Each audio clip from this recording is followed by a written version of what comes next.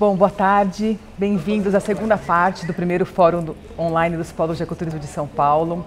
Nós estamos na sala temática Cultura Tradicional e Cultura da Quebrada, diferenciais para um turismo de base comunitária. Meu nome é Fernanda Ascar, eu sou da São Paulo Turismo e vou conduzir a conversa de hoje com alguns projetos e participantes atuantes nesses territórios dos dois polos, tanto Parelheiros Marcilac do Bororé como da Cantareira. Em nome da Prefeitura de São Paulo e da Secretaria Municipal de Turismo, eu gostaria de agradecer a presença de todos os participantes que estão acompanhando essa sala, a todos os presentes que aceitaram o convite de participar desse debate com a gente.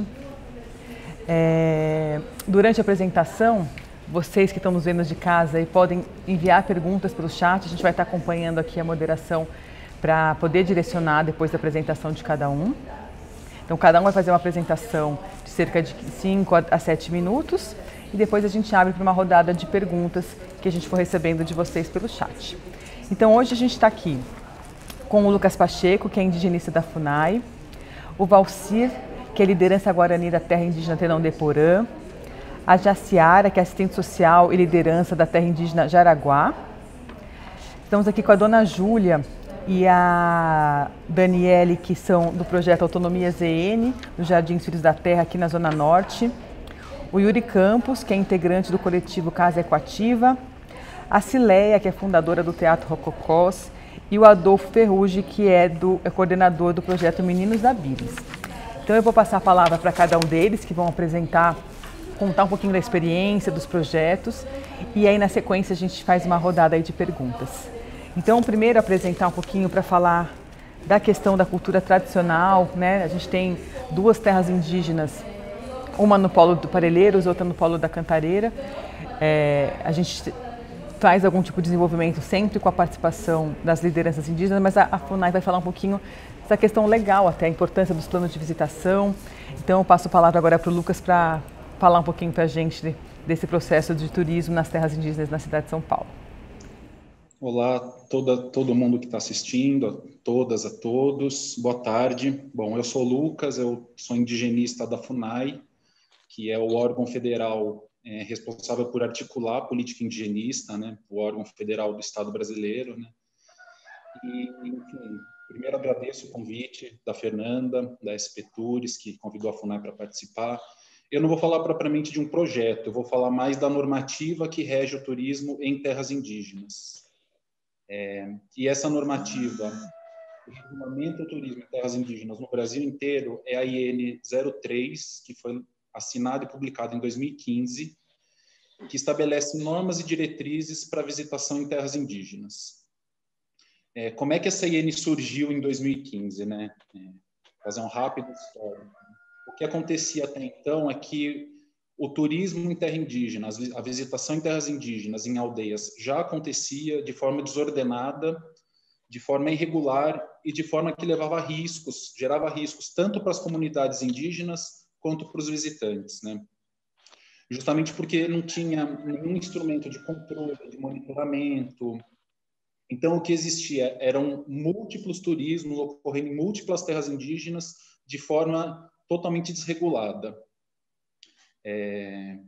Citando alguns exemplos, casos de pesca esportiva no Amazonas, tinha caso de trilhas aqui nas aldeias de São Paulo, enfim, uma série de práticas, caravanas na Ilha do Bananal, uma série de práticas que, como não tinha nenhum arcabouço legal, elas eram legalmente irregulares, ilegais. Por que isso acontecia? Porque até 2015, até a promulgação dessa IN, a assinatura dessa IN, havia mecanismos muito fortes de autorização de entrada em terra indígena. Então, se a própria entrada na terra indígena por um visitante já era vedada, já era proibida, já tinha que passar por uma regulamentação, que dirá a visitação, o turismo, praticar o turismo. Enfim, isso ocorre também por uma multiplicidade, não só de experiências de turismo, mas de terras indígenas, de povos, de culturas, enfim, com diferentes estágios, diferentes formas de se relacionar com a sociedade branca, com os não indígenas, Bom, a partir disso, foi uma demanda do movimento indígena essa regulamentação, porque o que acontecia na prática era prejuízo para as comunidades indígenas, que faziam experiências muito pontuais de turismo, com pouco pouca visibilidade, muitas desses turismos, dessas práticas, na verdade, pioravam o preconceito sobre os povos indígenas, ao invés de amenizar. Então, foi uma demanda do movimento indígena, fruto de muito debate, de mais de 5 anos de comissões, enfim, que foi amparada por meio de uma política nacional que foi decretada, não lembro se 2014 ou 2013, que é a PNGAT, que é uma política nacional de gestão ambiental e territorial em terras indígenas. Então, o que essa política tentou abranger, né? Tornar regular de uma forma, mesclar as necessidades econômicas crescentes dos povos indígenas, a necessidade de preservação da cultura e da diversidade cultural e ambiental dessas terras indígenas, né? Então, a partir dessa política que foi publicada, possibilitou um instrumento mais específico, que é uma IN, para regulamentar os planos de turismo, né? A visitação em terra indígena. Bom, a partir dessa IN de 2015, onde que o turismo se dá? Em terras indígenas, que são bens da União, destinadas para o usufruto exclusivo dos indígenas. Então, obviamente, os dois atores mais próximos dessa temática são os próprios indígenas, que vivem no local, e a FUNAI com esse papel de zelar pelos direitos indígenas. Qual que é o objetivo dessa IN, de regulamentar o turismo em terras indígenas? Eu vou ler rapidamente aqui para ficar mais claro. São objetivos da visitação com fins turísticos em terras indígenas a valorização e promoção da sociodiversidade e da biodiversidade por meio da interação com os povos indígenas, suas culturas materiais, imateriais e o meio ambiente, visando a geração de renda, respeitando-se a privacidade e a intimidade dos indivíduos, das famílias e dos povos indígenas, nos termos por eles estabelecidos. Então, uma coisa importante que é importante ressaltar sobre essa IN é que ela tem que partir por demanda e por o protagonismo dos próprios povos indígenas, né? Porque as experiências que ocorriam até então, o que se percebiam eram atores externos pressionando os índios a liberarem as suas terras para turismo. Normalmente porque tinha algum bem natural muito famoso, alguma cachoeira, por exemplo, né? E a ideia dessa IN é tentar inverter esse processo, partir das comunidades para que esse turismo se dê o tempo inteiro pautado pelas formas próprias de organização e de vida dos povos indígenas. É óbvio que o pressuposto é a autonomia desses povos, a autodefinição, o protagonismo indígena e o direito de consulta e participação. Bom, já estou indo para finalizar nos últimos minutos. Aqui em São Paulo, como a Fernanda comentou, no município de São Paulo nós temos 2 terras indígenas, uma na área norte de São Paulo, que é a terra indígena Jaraguá, que é uma terra indígena que fica do lado do Pico do Jaraguá, do Parque Estadual, então tem uma sobreposição de uma unidade de conservação com uma terra indígena. E na Zona Sul, na região de Parelheiros, também tem a terra indígena Tenão-Deporã. A terra indígena Jaraguá ainda não tem um plano de visitação. A gente tem conversado com as lideranças para fazer um plano de visitação, passar por todo esse processo que a IN coloca etapas, coloca obrigações, direitos e deveres. A gente está em conversa com as lideranças para fazer esse plano de visitação. Na terra indígena Tenão-Deporã, esse plano já foi feito, até porque o polo de Parelheiros ele foi implantado antes dessa IN, então foi um desses lugares onde o poder público chega querendo regulamentar, sendo que a própria comunidade ainda não tinha definido, não tinha segmentado como é que ia se dar esse turismo. Enfim, a partir do polo, então, a comunidade se apropriou dos instrumentos, construiu esse processo e construiu um plano de visitação. Então, hoje, eles divulgam por meio de um site, tenondeporã.org.br, que eu acho que o Valsenir vai ter a chance de explicar melhor na prática mesmo. Qualquer pessoa pode acessar esse site, ver todos os procedimentos necessários, né? Tem que fazer um cadastro, tem que indicar qual aldeia quer ser feito, qual atrativo quer visitar, que tipo de turismo, tem um limite de pessoas, tem uma capacidade para absorver o turismo, enfim, e tem as regras, um manual de conduta de como o visitante tem que se portar uma vez que ele está na terra indígena. Bom, acho que é isso, Fernanda. Eu acho que vocês vão ter chance de ver como é que se dá na prática mais perto, mesmo com a Jaciara, no Jaraguá, e com o Valsenir lá na Tenão-Deporã. Mas eu estou à disposição para dúvidas, o que vocês precisarem. Muito obrigado, Fernanda. Eu que agradeço, Lucas. Obrigado pela sua presença, pelos esclarecimentos. Eu passo a palavra agora para o Valsenir da Terra Indígena Tenão-Deporã, que já tem o plano de visitação implementado, né, que já tem um projeto mais estruturado de visitação, para contar um pouquinho da experiência, como é que funciona as visitas, o que o turista pode fazer, quais são as vantagens e desvantagens que vocês têm sentido. Valsenir, conta um pouquinho para a gente da experiência.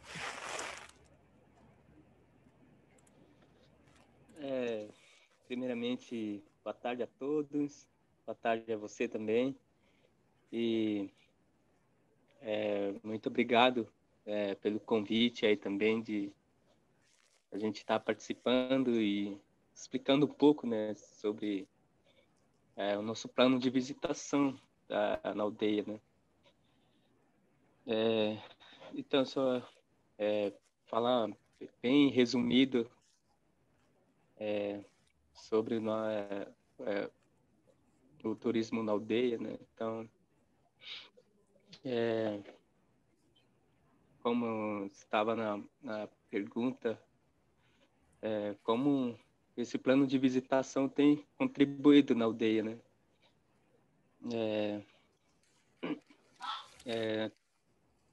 Então, é essa pergunta que teve aqui para mim, que é assim, né, que isso foi muito bom, assim, para nós, né, para toda a comunidade aqui da aldeia, do território Tenão-Deporã, que esse plano foi feito por todo mundo, né? Por todas as aldeias do território, toda a liderança se juntou para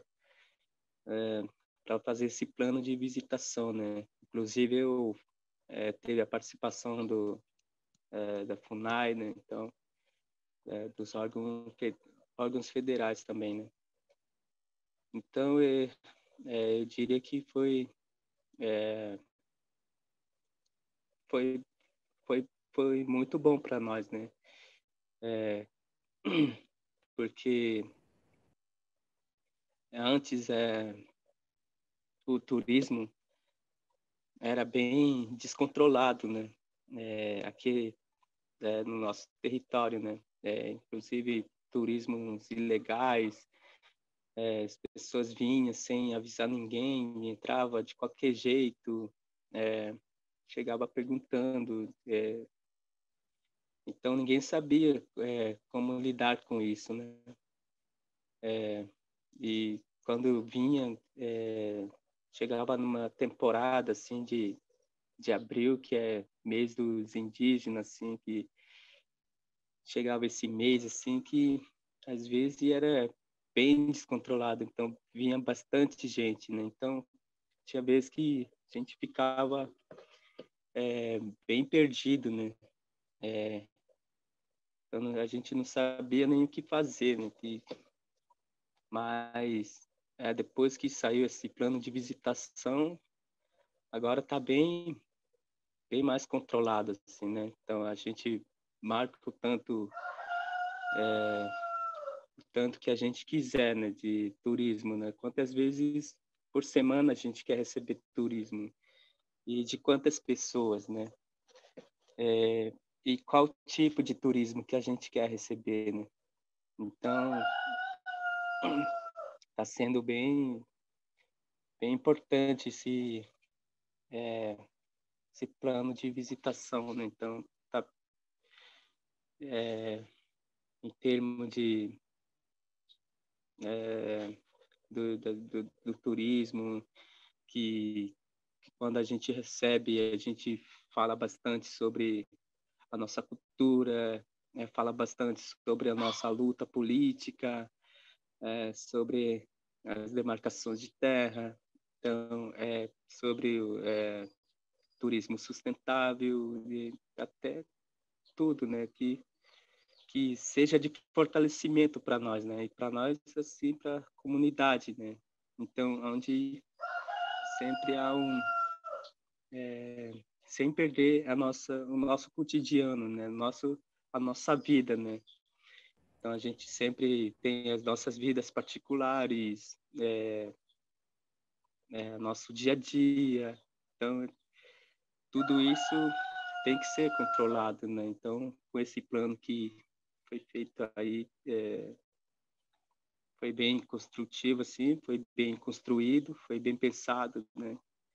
Então, e está sendo bem legal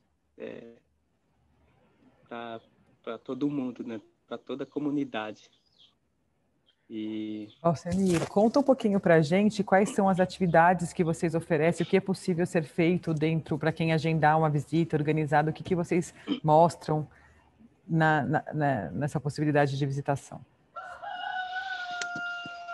Então, mais de, como eu tinha falado também, né? A gente costuma falar bastante sobre a nossa luta política, que é bem importante todo mundo saber, né? Então, e tem outras atrações de fazer trilha, de fazer uma vivência, mostrar um pouco do nosso dia a dia, assim, como se fosse normal, né? Que a gente faz mesmo. Então, é sempre com a nossa realidade, né? A gente faz isso, assim, a gente vai para a roça, dependendo do turismo, se os mais adultos são mais falados sobre a luta política, quando é mais quando é criancinha, assim, tem tem mais roça, assim, que eles plantam, eles aprendem a pegar lenha para a gente fazer uma comida. Então, é uma vivência que a gente tem aqui, né? Então, sempre com a nossa realidade, assim, né? E sempre conscientizando as crianças, né? A importância de plantar, de manter de preservar a natureza. Então, tudo isso é feito, né? E depende de cada aldeia também, né? Que o plano de visitação tem 8 aldeias. Então, cada aldeia tem uma coisa diferente, né? Então, assim, na verdade, estou respondendo por todas as aldeias. Na verdade, são várias atrações, né? Então, as pessoas que querem visitar vão visitar o site e vai escolher a aldeia que quer visitar. Então, lá já tem as informações de quais atividades que é feito. Então, é isso, né? Muito bom, Valcenir. No chat fizeram a pergunta de onde que as pessoas podem encontrar o plano de visitação. Eu acho que é no próprio site onde é possível agendar as visitas, que é no www.tenondeporã.org.br, certo? E aí as pessoas conseguem lá agendar, agora as visitas estão suspensas, mas assim que forem retomadas, conseguem agendar a visita e acessar o plano, é isso? Isso. Que lá já Perfeito. tem todas as informações, né? De como chegar na aldeia, de como se comportar. Então, todas essas informações tá tudo lá detalhadinho, né? Então, as pessoas já vão vir sabendo das regras, né, que temos aqui, né? Das visitas que vão chegar, né? Então, é isso, né? Até o site mesmo já mostra tudo isso lá, né? E E outra coisa bem importante que tem acontecido muito também, que é importante eu falar aqui, que é das pessoas virem marcar só uma ou duas pessoas, uma família só. Então, essas a gente não recebe, porque isso tem todo dia, né? Tem vários aí a qualquer hora. Então, a gente não costuma muito receber tipo uma ou duas pessoas. A gente costuma receber em grupos, né? De 30, 40, assim, pessoas, né? Então, é só para passar informações sobre isso que que é mais organizado. Então essa é a informação que eu queria passar também, né? Muito bom, obrigada. Eu queria reforçar então para os participantes.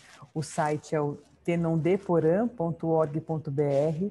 Convido a todos para acessar, é um site muito bonito, tem várias informações sobre as vivências que são oferecidas e lá é possível conhecer, acessar e fazer download do plano de visitação, que tem todas as regras, as orientações do processo de elaboração. É um material bem completo que vale conhecer. Então, eu agradeço o Valcemir, você fica aqui com a gente para caso tenha mais alguma pergunta. E eu gostaria de passar a palavra agora para a Jaciara, da Terra Indígena Jaraguá, para contar um pouquinho da experiência deles. A Terra Indígena Jaraguá não tem ainda o plano de visitação, mas já tem algum tipo de atividade, ela vai contar um pouquinho para a gente desse processo. Carude, Lucas, Carude, Valdeci, boa tarde aos demais que estão assistindo.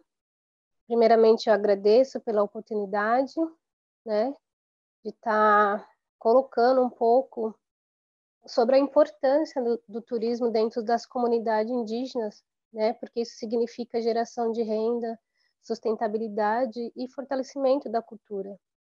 E também serve para quebrar estereótipos, né, do que as pessoas têm sobre a questão indígena, porque é uma forma dos indígenas, né, de nós se colocarmos como realmente somos, né? As pessoas têm uma visão muito preconceituosa, muito discriminatória em relação à questão indígena, né? E acaba às vezes até generalizando muitas coisas que não tem a ver com a nossa realidade.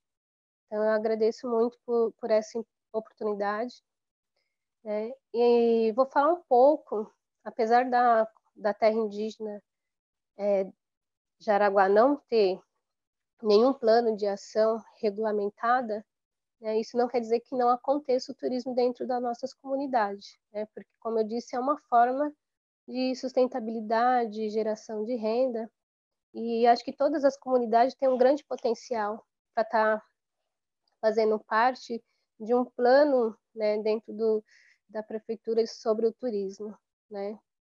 E assim, não só como é uma necessidade, né, um dever da prefeitura, estado, FUNAI, o governo federal está elaborando um plano de ação, né, para a gente estar podendo sobreviver do turismo, mas também é um direito das comunidades indígenas, né?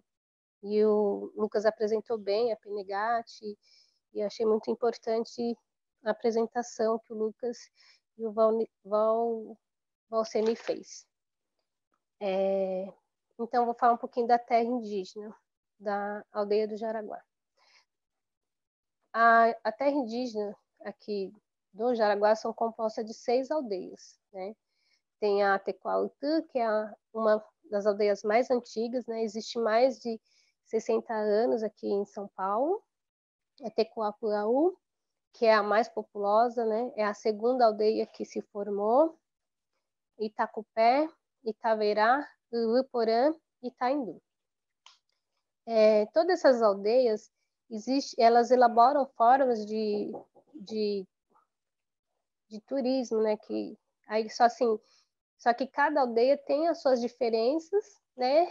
E também tem os pontos em comum, né?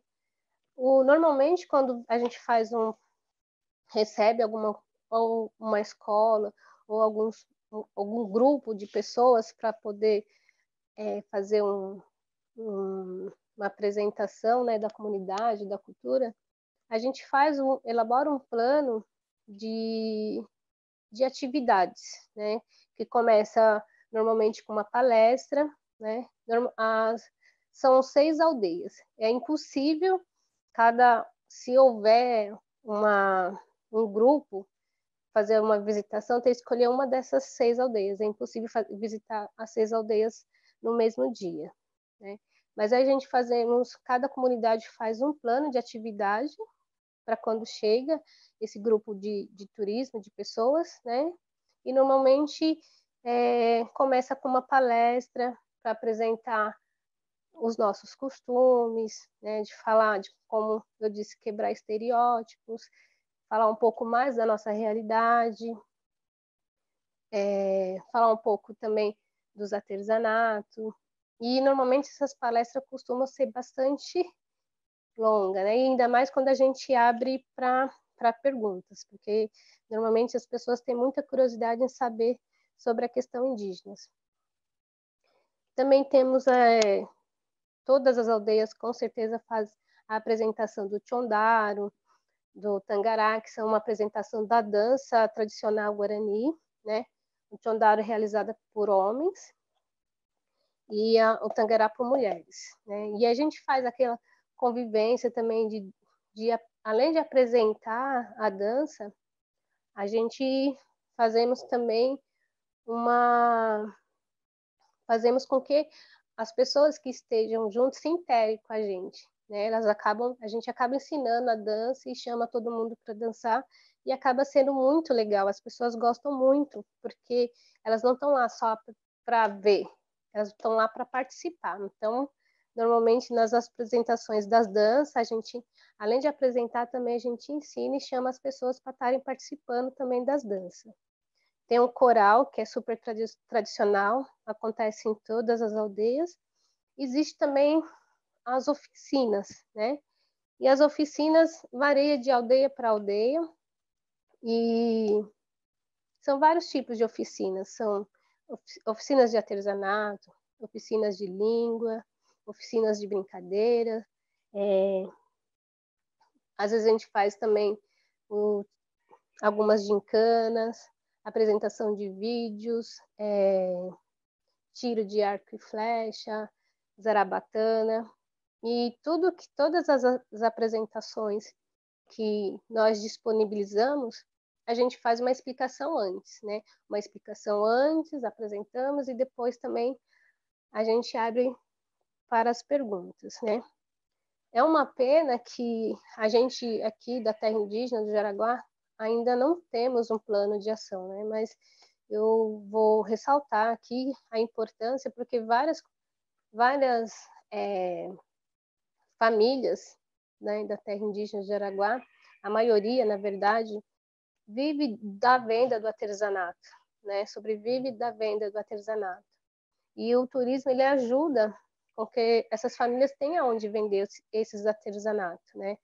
E porque às vezes a gente saímos também para outros locais, fazemos apresentação nas escolas, em faculdade, né? E são nesses espaços que as famílias conseguem levar os seus artesanatos para vender. E se a gente tivesse um plano de ação dentro da terra indígena Jaraguá, isso iria contribuir muito com a sustentabilidade das famílias, né? As famílias são bastante humildes, a maioria, não tem uma forma de trabalho formal, né? Vive da venda, do artesanato, e também isso não significa que o indígena seja preguiçoso, né? Que esse turismo também serviria para a gente estar colocando sobre essa realidade, que as pessoas têm uma visão muito errada sobre a questão indígena.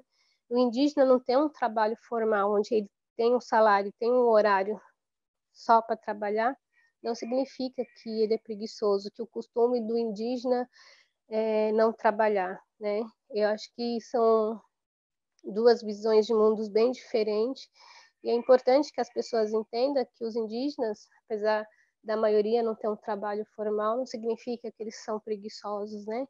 Eles vão, catam lenha.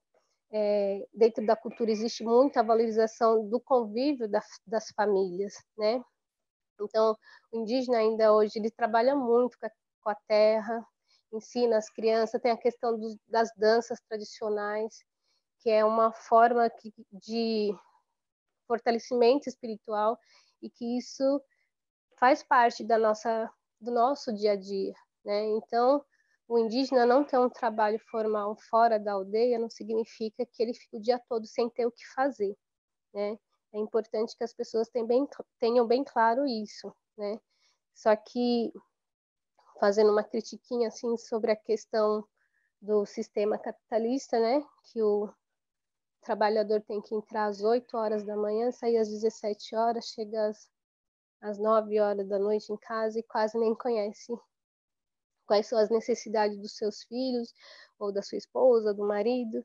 E dentro da cultura guarani, o convívio familiar entre pai e filho, ensinamento da cultura, do modo de como tem que agir, tanto com as pessoas como com a natureza, é algo que os Guarani potencializa muito, né? Então, assim, é importante que as pessoas saibam que os Guarani possuem formas de viver diferente do sistema capitalista, que é um sistema totalmente explorativo, que visa só a questão do dinheiro, não visa a questão da natureza, né? Da preservação da natureza, coisas que os Guarani têm muito forte, né? E quando o indígena tem que sair para fora para trabalhar e passar o dia todo fora de casa, e chegar em casa só à noite, ele perde todo o convívio com a cultura, todo o convívio com a família, todo o convívio cotidiano com a comunidade, né? Com os afazeres da comunidade, né? Porque viver dentro da comunidade não quer dizer que o indígena está sem ter o que fazer. Na verdade, tem muitas coisas que os indígenas fazem dentro da comunidade, que é trabalhar mesmo com a questão da terra, com cantos e danças, trabalhar a questão espiritual. Acho que isso é importante esclarecer para que as pessoas não tenham uma visão distorcida da cultura indígena. Eu não sei quanto tempo eu já falei, não sei se eu já estou falando demais. Adriana, me dá um toque aí que eu estou sem o cronômetro. Você já deu. Já deu 10 minutos, foi ótimo que eu vi, viu? Desculpa. Foi muito... Não, deixei porque foi muito importante. Acho que sua mensagem foi muito importante e ouvir um pouquinho dessas experiências e possibilidades é importante para a gente enriquecer. Acho que fica realmente esse desafio e essa necessidade da gente trabalhar juntos nesse plano de visitação, né? A aldeia é um ponto muito importante para a gente divulgar e valorizar realmente a cultura indígena, e é um ponto que pode atrair e auxiliar muito no desenvolvimento do Polo da Cantareira. Então, a gente segue aí nesse trabalho, acho que a próxima ação é tentar aprofundar o plano.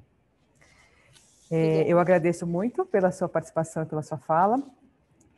E eu passo agora a palavra para Dona Júlia e para Daniele Teófilo, que são do projeto Coletivo Autonomia ZN, que vão apresentar um pouquinho para a gente desse projeto que trabalha um pouco a questão da permacultura e tem uma ação bem interessante. Acho que a Dona Júlia vai falar primeiro, deixa eu passar aqui para ela. Deixa eu ver se o meu microfone... Você está me ouvindo? Estou te ouvindo sim, Dona Júlia. Então, boa tarde, aqui é a Dona Júlia, moradora aqui do Jardim Filhos da Terra, né?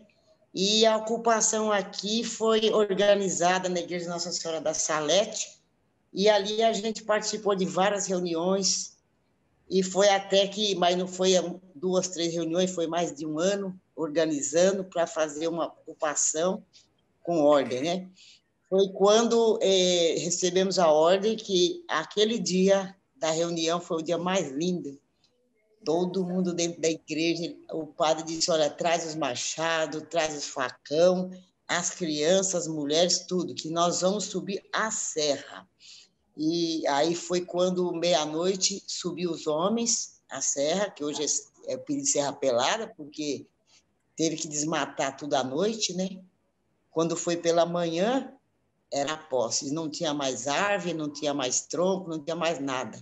O interessante é que as árvores eram muito grandes, precisavam de máquinas potentes. Não, o pessoal derrubou no facão, na enxada, então ali foi feito um barracão, e nesse barracão foi recebendo fogão industrial, panela, e os empresários, quem tinha padaria, quem tinha açougue, legumes, foi adoado, chegou o caminhão-pipa, foi organizado os galões, né, para as pessoas fazer higiene, para poder se alimentar e fazer alimentação. Qual o nome do padre mesmo? Padre Olívio. Padre Olívio. Hoje ele está bem de idade, então ele estava na frente. Comunidade eclesiástica. Na comunidade, né? Eclesiástica de base. E nisso, esse barracão estava pronto e ali tinha os alimentos, as crianças. E foi quando a gente teve um conflito, sim. Chegou a polícia para tirar o povo da terra. Aí o padre foi lá, pegou um pano branco, porque não tinha como, pegou um bambu, colocou na entrada, e naquela entrada ele pôs paz, mas mesmo assim não adiantou. A ordem era para a polícia entrar e tirar o povo. Mas o povo, ele disse assim, somos filhos da terra. Por isso que hoje chama Jardim Filhos da Terra, e não arredamos o pé. E foi maravilhoso que de manhã você olhava assim, era aquele monte de saco de lixo marcando os terrenos. E hoje, aqui nós temos escritura, né? Foi organizado os lotes, foi dividido certinho, não teve problema de um pegar do outro, e nós tínhamos advogado que representava nós, esse terreno era da Santa Casa, e com isso foi vendido e a gente foi comprado, pagado em parcelas. Até a escritura também foi negociada, foi pago. Então, graças a Deus, essa ocupação aqui foi uma ocupação muito bonita, que nós tomamos posse, né? Teve muita gente que eram aqui, que poderia estar contando outras histórias também, que estava junto, mas não está mais. E é isso. E hoje nós estamos aqui, graças a Deus, né? Na comunidade, cada um com a sua casa. Na época era só barraco. Quem tinha madeira, o outro ajudava com prego, o outro ajudava com tanque. Era uma união muito bonita, que hoje não se vê mais. Hoje não se vê essa união, hoje não se vê essa responsabilidade do povo lutar para aquilo que ele quer. E então é isso que eu tenho para falar para vocês hoje. Meu tempo já esgotou? Ela não está ouvindo nada. Obrigada, dona Juracim, foi ótimo. A Daniela agora vai complementar para que todos possam entender, né, o papel da dona Júlia nesse projeto, que é o da Autonomia ZN.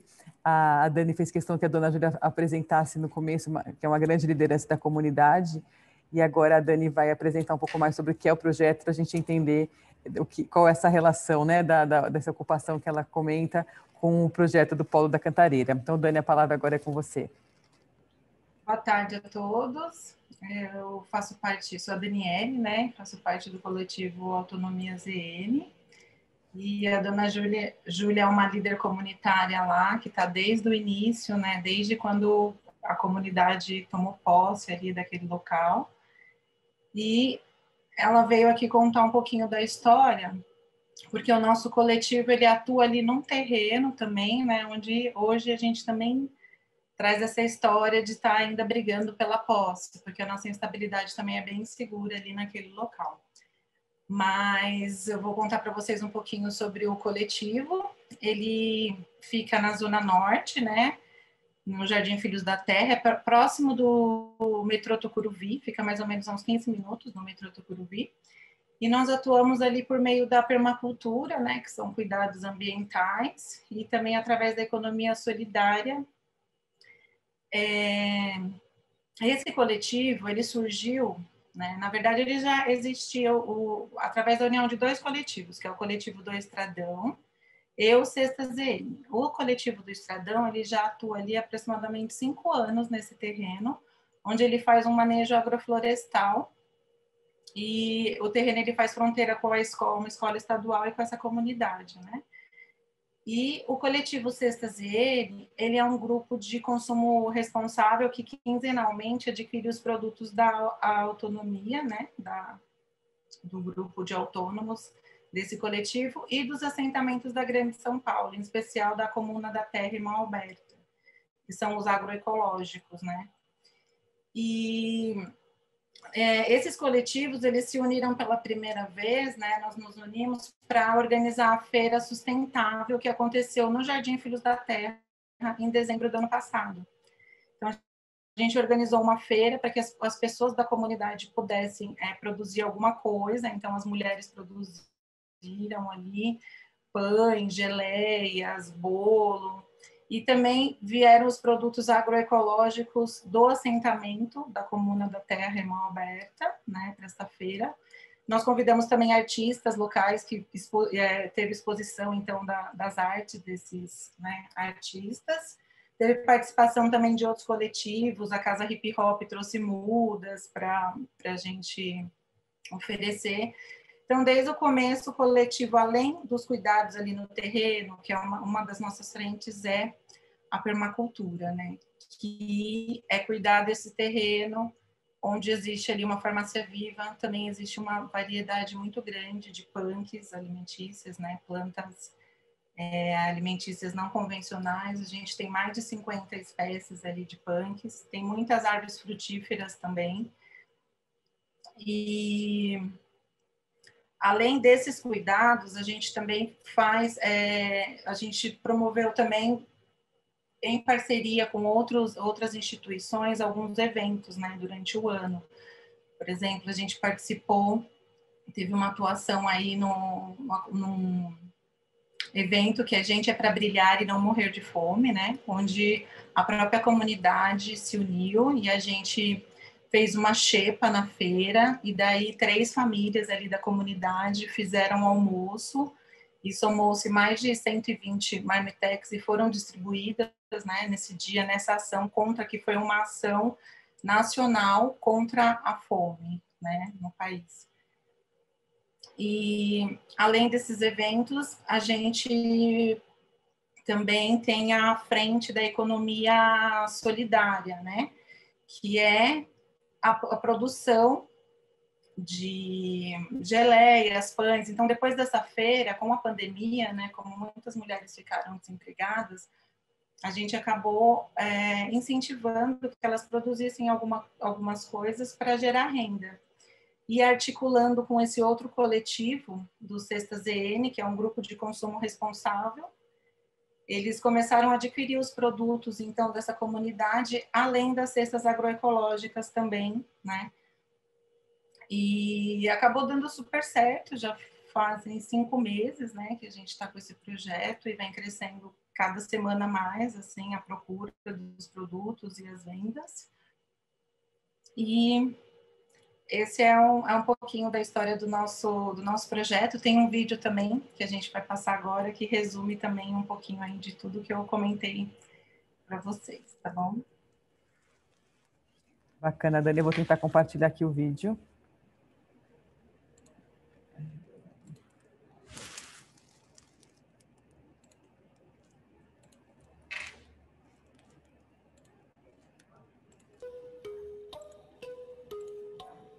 Faz parte do projeto de autonomia, que é a união de permacultura com a economia solidária. A gente cuida de um terreno que fica na fronteira entre a escola e as vielas. Esse terreno pertence ao Jardim Filhos da Terra, conhecido como Serra Pelada, né? E os moradores aqui, eles não passavam mais. Por que não passavam mais? Porque os matos cresceram e não tinha quem cuidava.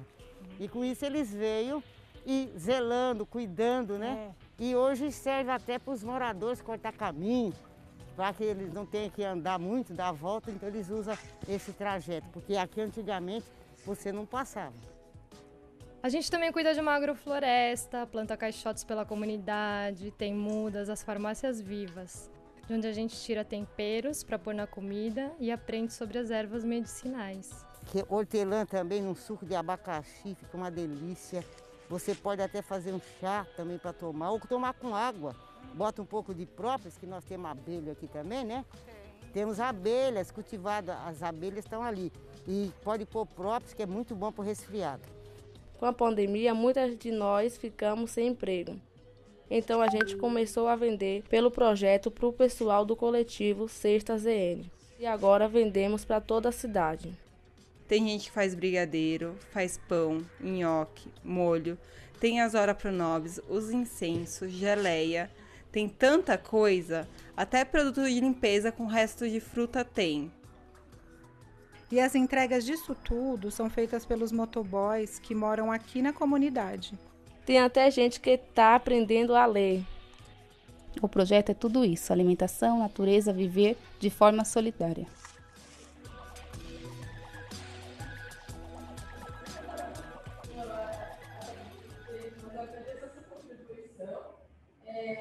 Muito bom o vídeo, Dani.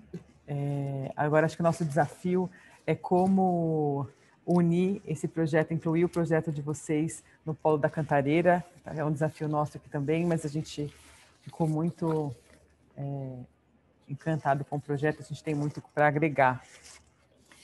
Eu agradeço a participação de vocês. E agora a gente vai um pouquinho conhecer um projeto que também trabalha a permacultura, envolve a comunidade, um coletivo que é do lado do Polo de Parelheiros. Eu convido o Yuri Campos, que vai falar um pouquinho do coletivo da Casa Ecoativa do Polo de Parelheiros. Yuri, por favor.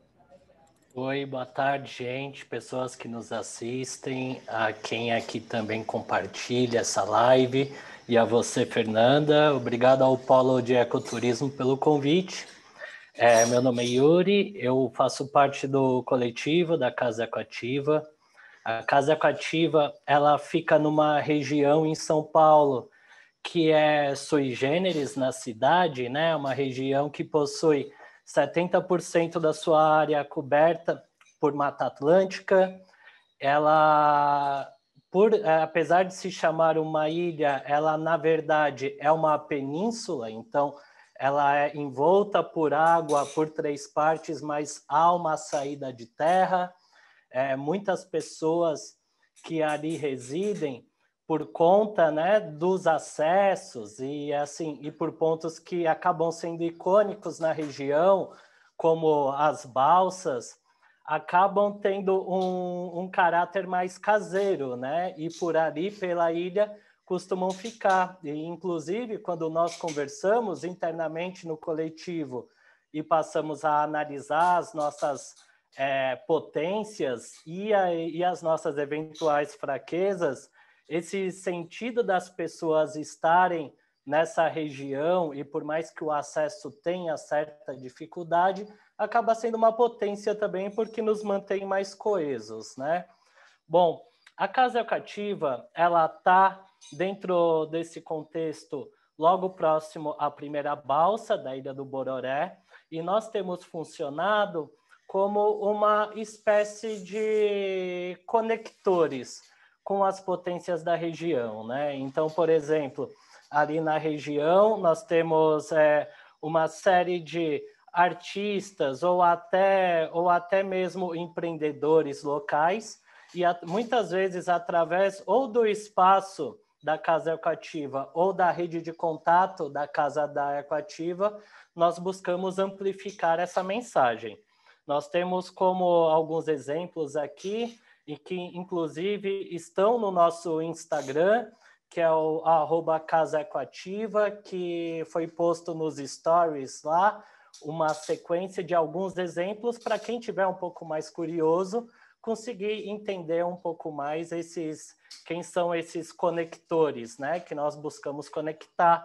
Então, nós temos como exemplo as mulheres do Bororé, que são pessoas que são mulheres que fazem comidas e doces tradicionais, e como que na Ecoativa nós temos uma cozinha apta, né, para produzir uma grande quantidade, então nós costumamos ceder o espaço, e assim essas cozinheiras elas conseguem, né, fazer pratos, fazer coisas que possam inclusive ser distribuídos dentro de bares e restaurantes na região, o que também já promove uma renda local para os turistas da área, né?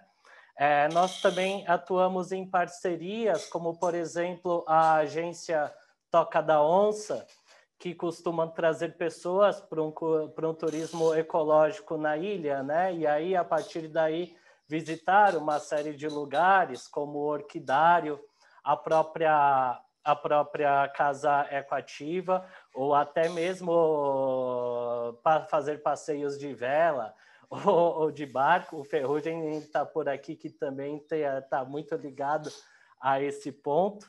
Então, aí a Casa da Ecoativa, normalmente, ela costuma ser um ponto de partida, né, para esses grupos, até por conta de estar logo na entrada da balsa.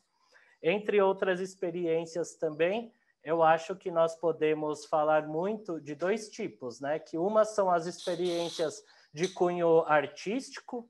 Então, assim, nós temos muita potência aqui na região, pessoas ótimas grafiteiros, pessoas que fazem estilogravura e que, enfim, nós costumamos fazer algumas exposições, né, desses artistas e, a partir daí, também conseguir movimentar essa economia colaborativa.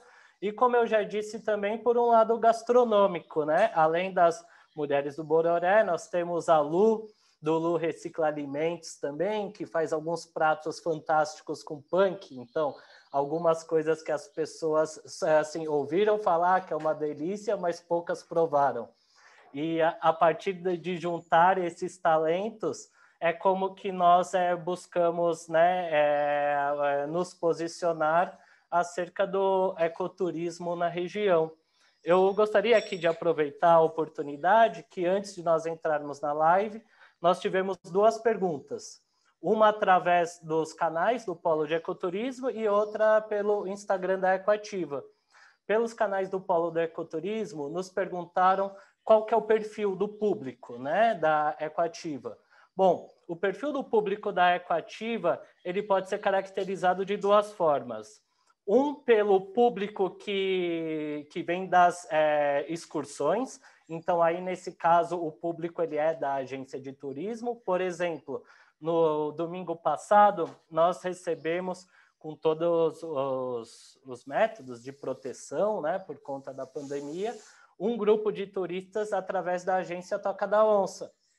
Então, esse público é um público da Toca da Onça, são um grupo mais fechado, de pessoas assim, já casais, pessoas de meia idade que buscaram ter uma interação com a natureza. E o outro público é o público que segue a Ecoativa e que consome as nossas redes, que aí, no geral, costuma ser um público mais jovem, né? E alinhado com essas práticas de ecoturismo também, que todos de nós aqui compartilhamos. A segunda pergunta que nós recebemos veio através dos nossos canais e falou sobre como que a gente consegue gerar receita, né? E atrelar cultura com turismo. E aí foi muito do que eu disse anteriormente, que são através das residências artísticas ou até mesmo através, né, dessa experiência do nosso espaço em parceria com outras potências, como as Mulheres do Bororé, a Lu do Recicla Alimentos, entre outros. Bom, eu acho que eu consegui explicar um pouco brevemente aqui, mas aí fico aberto também, caso haja mais perguntas, eu estou à disposição. Obrigado. Obrigado, Yuri, foi ótimo. Importante que você já divulgou as redes sociais do projeto, ele é muito bacana, convido a todos para acompanhar. E aí, quem for visitar a Casa Ecoativa, também aproveitar e conhecer o Café da Mata, que é um cantinho muito gostoso ali do lado da Casa Ecoativa, que também faz parte do trabalho de vocês, né? Sim. Então, muito legal. Obrigado. Eu passo, então, agora a palavra para a Cileia, que vai falar um pouquinho. A Cileia é uma grande ativista cultural também do Polo de Parelheiros Marcilac do Bororé e é fundadora do Teatro Rococós e vai contar um pouquinho dos projetos de cultura da região. Com você, Cileia. Oba.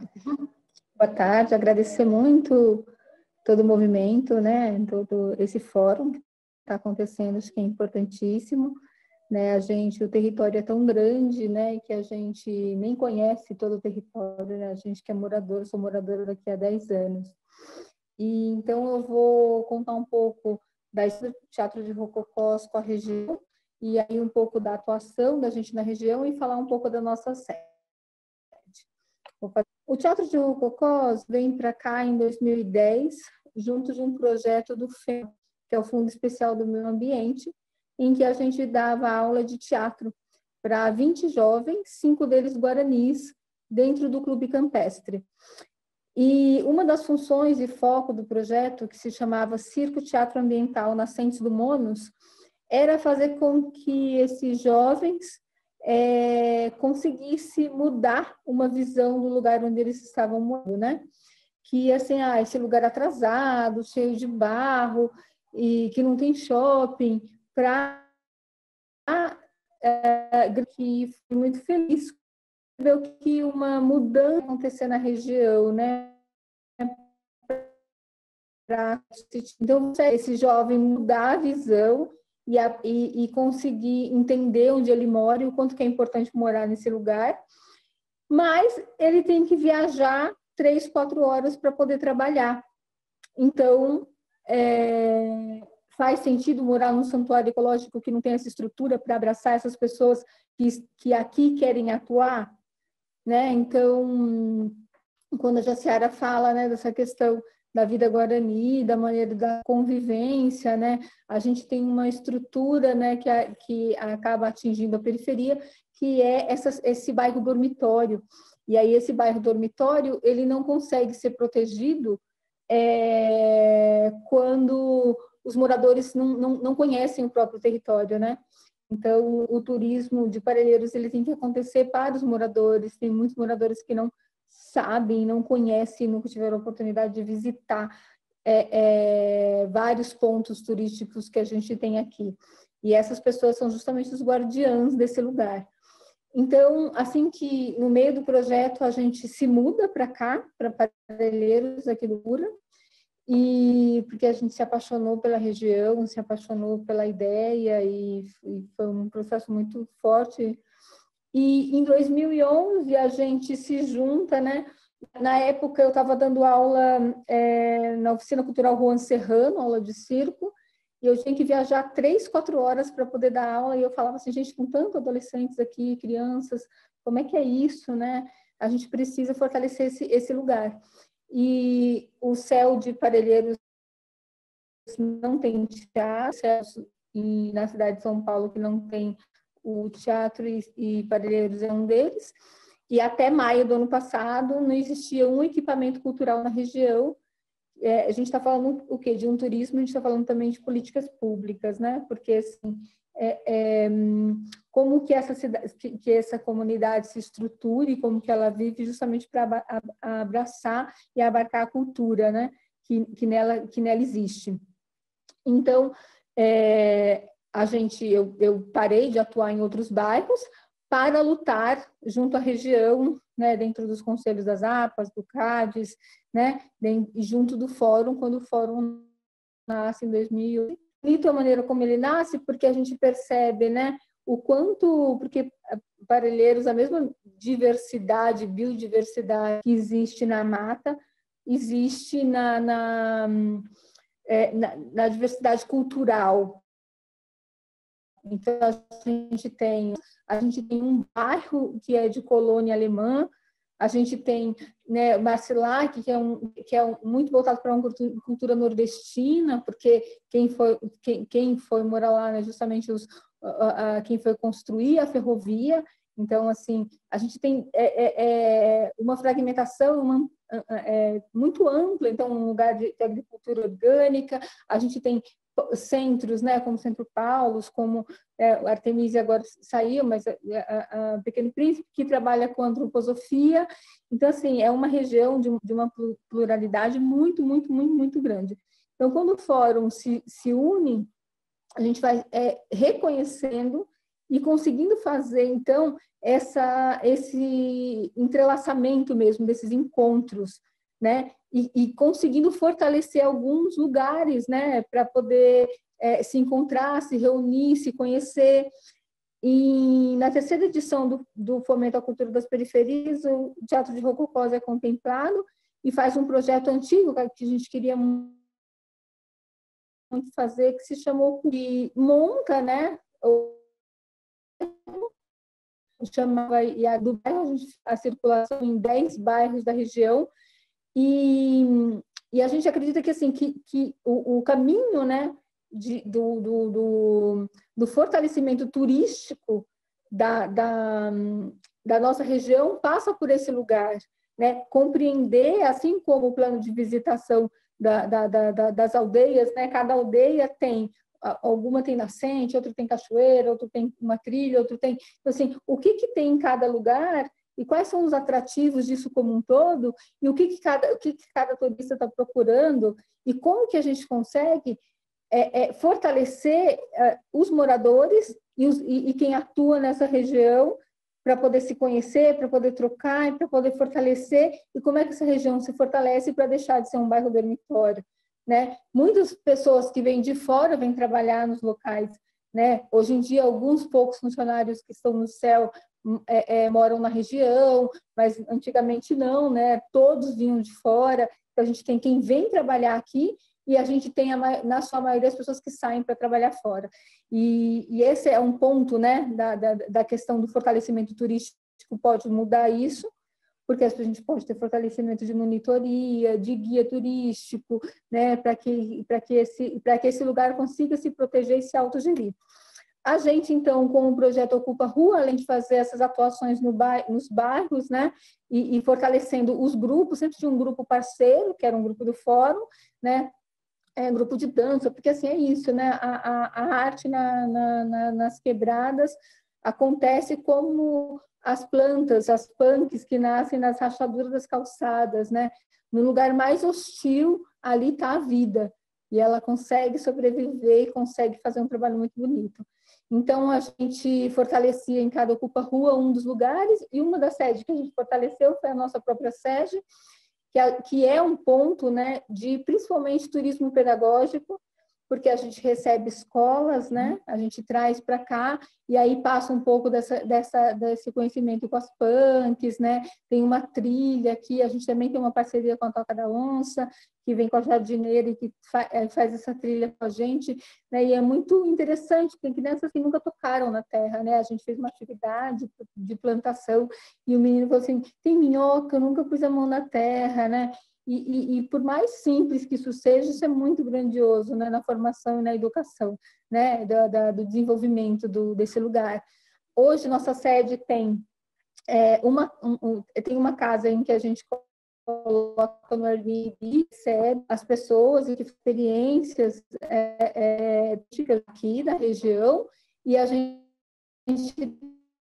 tem uma estrutura de circo mesmo, né? Que a gente tem, então, lira, trapézio, tecido, e a gente, né, diversas vezes faz, então, esse turismo, principalmente também adolescentes, para fazer esse debate, né, de aula de circo, né? Até a gente estava, antes da pandemia, com um projeto constante, né, de aulas de circo, música e teatro de rua, com um grupo de jovens aqui e agora com a pandemia a gente teve que dar uma pausa em tudo isso, né? É muito importante a gente estar aqui conversando e pensando que a gente pode, né, através do projetos Filhos da Terra, a gente conhecendo e tocando e ampliando, né, a nossa maneira de atuação e fortalecer esse turismo com base comunitária, esse turismo de agregar, né, o turismo só existe com a cooperação e com a união, né? Se ele for um competitivo, a gente não consegue fazer uma instância turística, né? Eu acho que, nesse sentido, todos os lugares de Parelheiros estão conseguindo entender a potência e o poder da união. E o que você tem, o outro não oferece, porque cada um é único, né, na sua característica e na sua potência. E tem diversos grupos incríveis, né? O Sarauê, que ocupa a praça e que trabalha com poesia. Então, a região ela é rica de diversas, né? A gente tem uma marca de roupa que nasceu nessa quebrada, a gente tem diversas coisas e a gente tem que colocar tudo isso no nosso plano de visitação para poder ampliar aí todo o olhar para esse lugar tão importante que a gente vive. Muito obrigada. Obrigada, Cileia. Realmente é uma riqueza cultural isso que a gente tem e o seu trabalho é muito bacana para a gente fortalecer tudo isso. E para encerrar a nossa parte, a nossa sala temática da cultura da quebrada, né, a cultura tradicional, eu passo a palavra para o Adolfo Ferrugem, que vai falar um pouquinho do projeto Meninos da Billings. Olá, pessoal, vocês estão me escutando? Ok. Bom, pessoal, primeiramente queria agradecer, né, em nome do Meninos da Billings e dos parceiros, os colaboradores que trabalham com a gente, os professores, a gente agradece muito o convite, né, de estar participando do primeiro fórum online, né, dos polos de ecoturismo da cidade de São Paulo. Nosso projeto é um projeto que ele inicia em 2014, mas hoje, em 2020, ele se consolida como um negócio, né, um negócio que trabalha o turismo náutico em São Paulo. Por incrível que pareça, turismo náutico em São Paulo. A gente fala da náutica e aí a gente entende em algo que seja caro, né, algo que seja sofisticado, algo que não seja para a periferia, né, e que na verdade não é isso, né? Nós trabalhamos de uma maneira voltada para a área da educação, né? Antes de iniciar o projeto do Meninos da Billings, em 2003 eu trabalhava na coordenação de um CEL, né? Então eu sou professor e durante esse período de 2003 até 2016 eu sempre atuei na área da educação na região aqui do Grajaú e Ilha do Bororé. A partir de 2014 a gente funda o Espaço Meninos da Billings com a proposta de trabalhar a educação ambiental com as crianças do bairro e com os adultos do bairro, e entendendo que esse espaço, às margens da represa, tem um potencial incrível, né, e nunca foi ocupado, falando da represa Billings, nunca foi ocupado, através de um mapeamento a gente conseguiu entender que esse território ele é super gigante e pouco utilizado. Então, através de conversas e trabalhos de 2014 até 2016, nós iniciamos um projeto social chamado Remada na Quebrada, que é um projeto voltado para a área da canoagem, e nessas experiências de vivências náuticas, a gente compreendeu que o reservatório precisava de uma atenção. E aí, através dessas experiências, nós conseguimos conhecer outros atores que atuam em outras margens da represa. Como ela é uma represa enorme, ela é intermunicipal, a gente conseguiu entender e conhecer, né, uma quantidade enorme de trabalhadores que atuam na área da navegação. São mais de 392 pescadores que atuam na represa, e desses 392, 92 são mulheres. Então, são mulheres trabalhadoras da área da pesca. E isso para a gente foi super importante, principalmente na ideia de trazer isso para a nossa região, na Ilha do Bororé.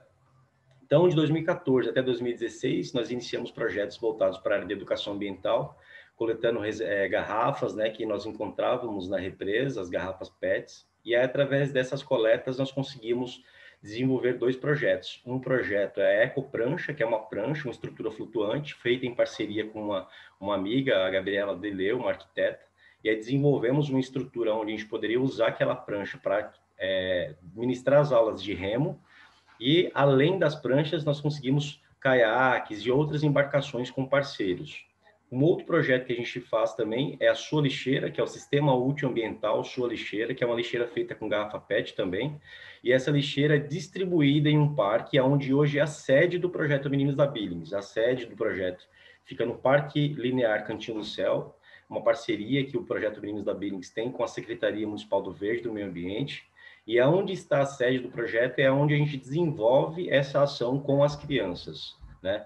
Nesse período da pandemia, nós não atuamos, né? Pelo contrário, nós não atuamos na área da navegação, mas atuamos na área social. Então, a partir do mês de março, nós começamos a distribuir cestas básicas, né, para as pessoas, as famílias cadastradas no projeto. E, mais paralelo a isso, como que a gente mantém, né, como que a gente consegue manter o projeto, né? Como que a gente consegue desenvolver e manter tudo isso? Então, a partir de 2016, a gente começou a trabalhar a ideia de criar roteiros de navegação pela cidade, trazendo essa experiência do turismo de base comunitária. Então, nós conhecemos a história das pessoas, conhecemos os bairros, conhecemos pessoas que são atuantes na região, pessoas que ajudaram na formação do bairro, e navegamos daquele local até outro local, ou seja, um dos roteiros é o Grajaú, Ilha do Bororé. Então, a gente sai do Grajaú, navega até a Ilha do Bororé e lá a gente conhece outras histórias de outras pessoas. Esse trajeto, esse passeio, da mesma forma que em Parelheiros existe uma jardineira, na Ilha do Bororé nós temos uma chalana. Então, o passeio é feito com essa chalana, que é uma embarcação que cabe até 25 passageiros. Nós temos o capitão da embarcação, que sou eu, junto com o Adriano, né, que é o imediato. O barco é cadastrado na Marinha, tem os coletes salva-vidas, toda a estrutura de segurança. E esse roteiro é feito na Represa Billings. E é dessa forma que o projeto social se torna um negócio que gera impacto na comunidade.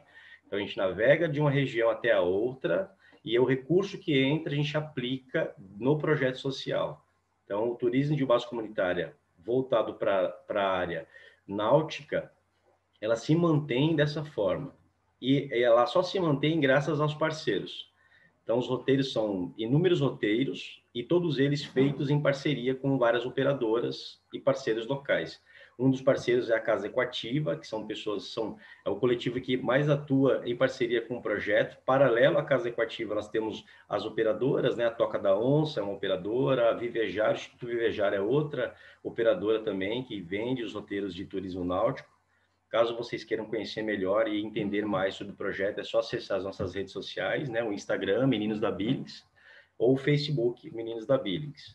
Né? O Meninos não tem um arroba na divulgação, mas nas redes sociais não tem um arroba, então é Meninos da Billings. Eu tenho algumas imagens, eu vou pedir para a Fernanda, se possível, colocar, que são imagens dos roteiros que a gente tem, né? Enquanto vai passando as imagens, eu vou explicando um pouco de como que funciona as nossas visitas. Então, nós temos algumas imagens mostrando... acho que já está no ar, está rodando as imagens?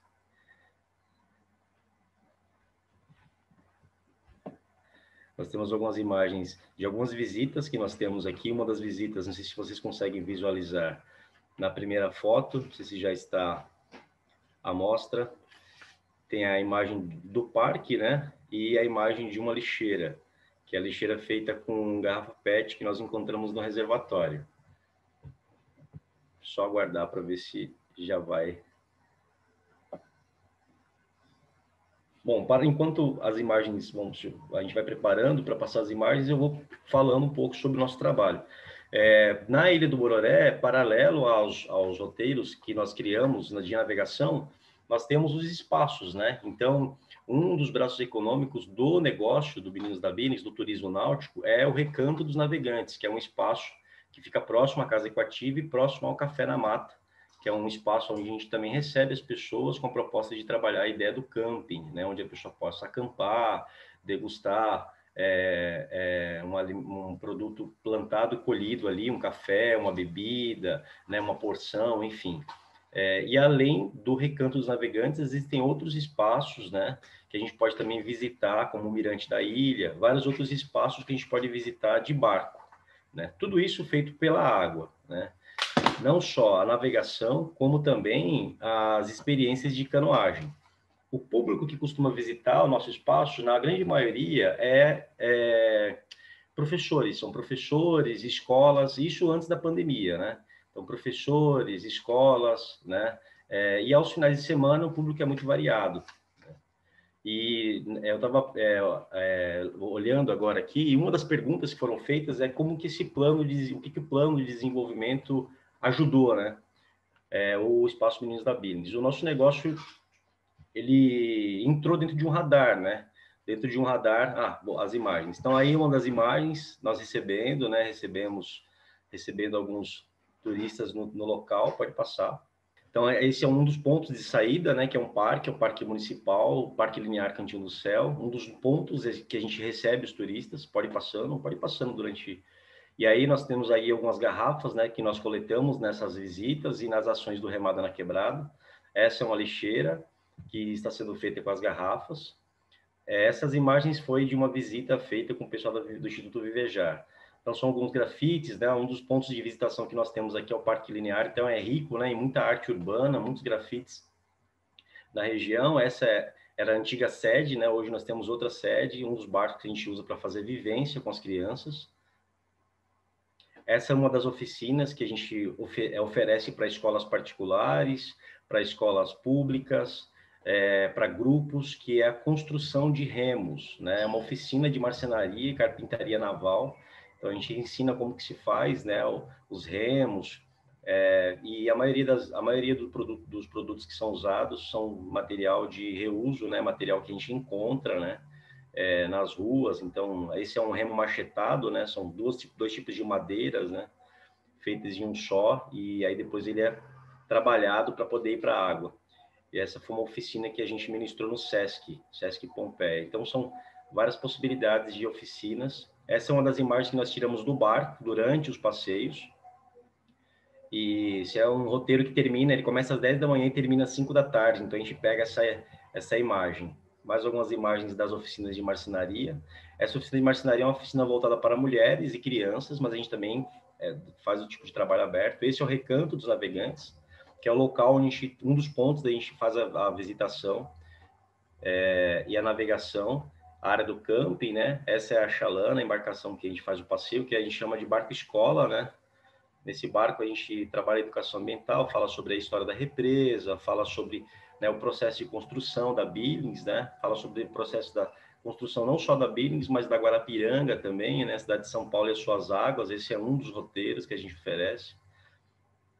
Dentro da embarcação, esse é um ponto de saída, né? E dentro da embarcação a gente serve um café da manhã e aí fala sobre, né, a construção desses espaços, né? Não só a Billings, como a Guarapiranga, né? A formação dessas represas, né? Que são mais de 93 anos de idade, que tem um tamanho assim incrível, e vários pontos de visitação na cidade de São Paulo. Não só em São Paulo, mas também que acaba margeando outros municípios. Então, o roteiro está aí, um roteiro de navegação feito durante a semana ou final de semana com agendamento.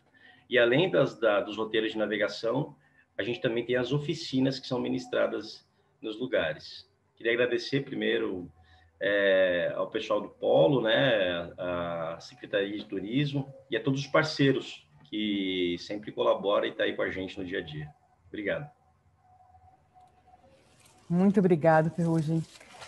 Eu sou uma grande fã do trabalho do Meninos da Billings. A gente recebeu até algumas perguntas, a gente tinha preparado algumas, mas eu optei por deixar os participantes passarem um pouquinho do tempo previsto, considerando a riqueza desses projetos, né? Acho que, de alguma forma, as perguntas também foram respondidas na explicação de cada um deles. Eu sou fã do trabalho deles, quero aproveitar e parabenizar todos vocês, pedir que não desistam, que continuem mantendo, né, esse ativismo, esse trabalho tão importante que vocês desenvolvem no território. Isso é muito importante para o desenvolvimento do turismo e para o desenvolvimento sustentável desses nossos dois polos de ecoturismo. Então, eu agradeço, a gente está chegando ao fim. A gente acabou estourando um pouquinho do tempo, mas era muito importante apresentar. Eu peço a todos os presentes que assistiram a gente até aqui, que divulguem os trabalhos foram apresentados aqui. Agradeço a presença de todos os participantes, todos os convidados, de toda a audiência que está acompanhando a gente até agora, nesse primeiro Fórum dos Polos de Ecoturismo de São Paulo. Eu aproveito para informar que o vídeo de todo o evento de hoje vai estar disponível até o final dessa semana no site, nas redes sociais da Secretaria Municipal de Turismo. E peço que todos divulguem e acessem os sites dos polos de ecoturismo de São Paulo, que é o cidadesaopaulo.com/ecoturismo, para o polo de ecoturismo de Parelheiros Marcilaquia do Bororé, e o polo da Cantareira.com, que está sendo lançado hoje, que é o site do Polo da Cantareira. Obrigado a todos pela presença, por participarem, e divulguem e acompanhem as novidades dos polos de São Paulo. Obrigado, uma boa tarde.